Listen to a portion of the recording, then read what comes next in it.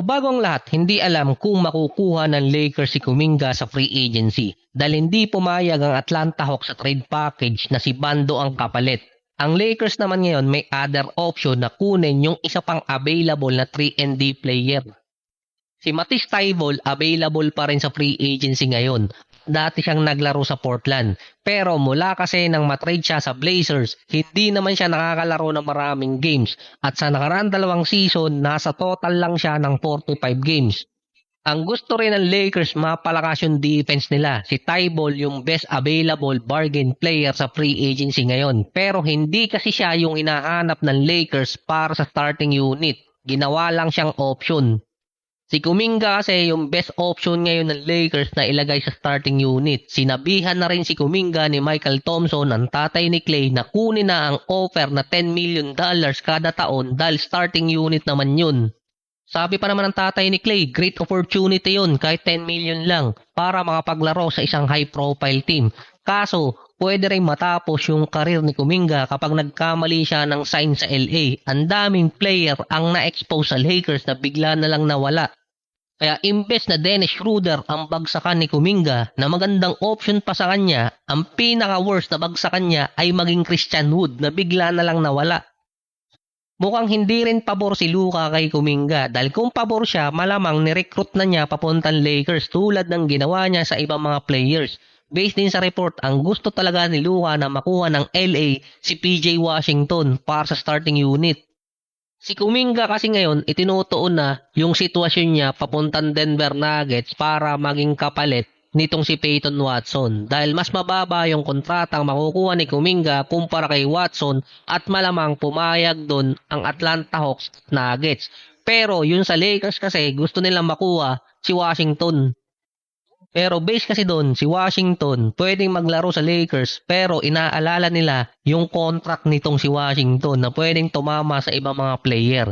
Ang Dallas din ayaw bitawan si Washington kung mapupunta lang din sa Lakers. Last season may average siyang 14.7 rebounds, 1 assist, 1 steal, 1 block per game, 45 and 32%. Upgraded version siya ni Bando.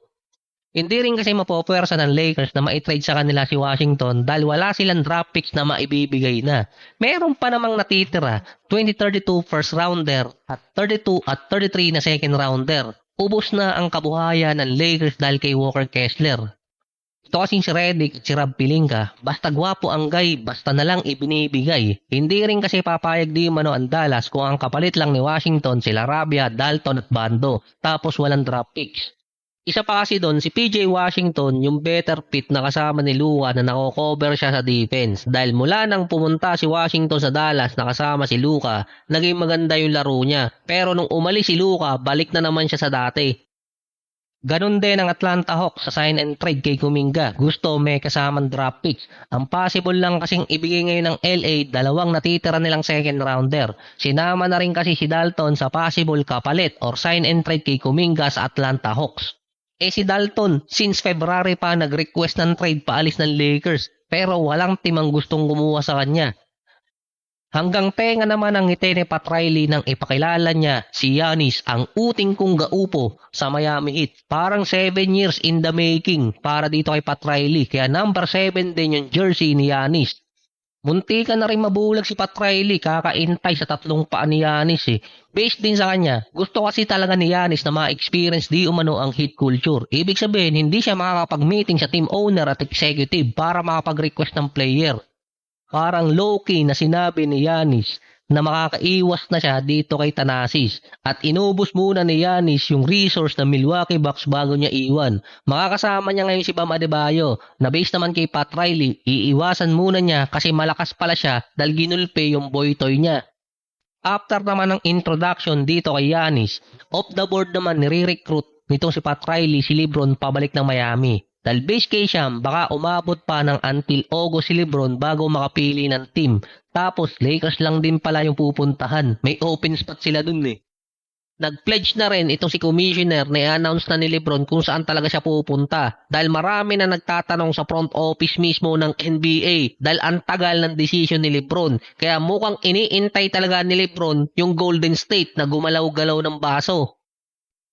Dahil based din mismo kay Commissioner, dahil wala pang decision si Lebron at iintayin pa yung August, mahihirapan tuloy sila makapag-build ng schedule dahil hindi pa nila alam kung ano ang i-headline sa mga importanting dates. Opening, Christmas, lalo na yung mga papasok pang ibang dates. Kung August pa yung decision ni Lebron, may oras pa ako manggatas eh. Nahinto kasi yung mga team sa free agency. Based kay Pat Riley, nang dumating itong si Giannis or na-introduce na sa team, meron pang isang player silang kailangan makuha. At tinuturo yun kay Lebron. Na nire-recruit din ni Giannis na pumunta ng Miami Heat. Mukhang nakamove on na din si Pat Riley sa naging breakup nila ni Lebron noong 2014. Saka parang bumalik din yung mga fans dahil wala rin naman fans yung Miami Heat sa kanilang arena. Hirap na hirap makapuno eh. Based kasi kay Pat Riley, ang team na tingin niyang kalaban ng Miami para ma-assign si Lebron ay Sixers at Cavaliers. Ang pinaka-iconic talaga doon ay kung babalik si Lebron ng Cleveland.